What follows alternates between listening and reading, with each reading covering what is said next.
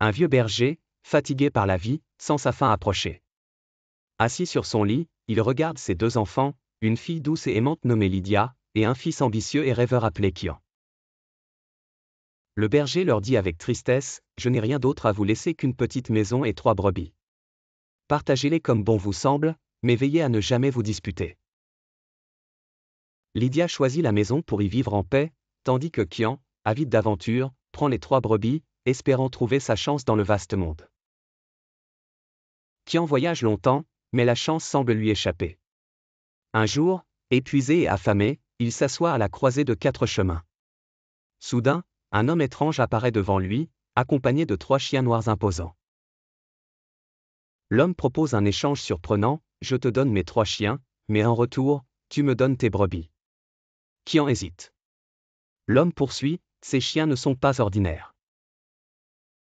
Le premier, Sésame, peut apporter n'importe quelle nourriture quand tu as faim. Le deuxième, Saba, te protégera de tout danger.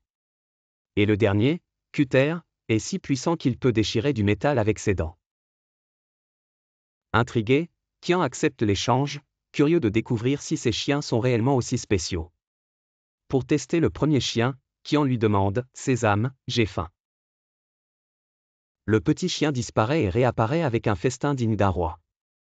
Kian savoure le repas, se sentant enfin chanceux. Plus tard, alors qu'il continue son voyage, il croise une charrette noire tirée par 2 chevaux.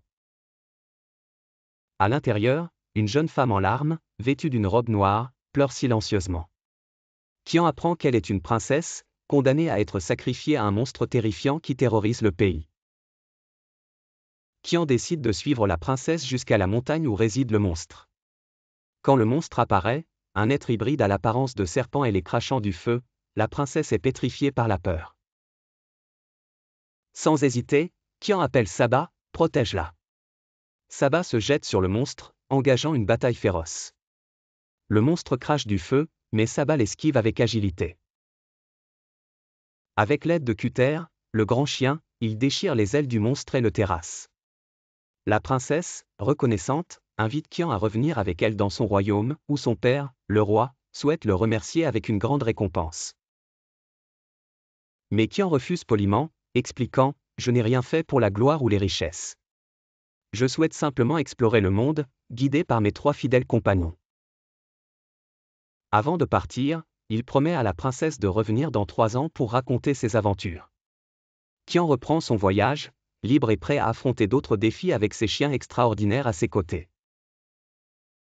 Éléments de mise en scène, visuel des chiens noirs majestueux, chacun avec une aura différente, mystique pour Sésame, protectrice pour Saba, imposante pour Cutter.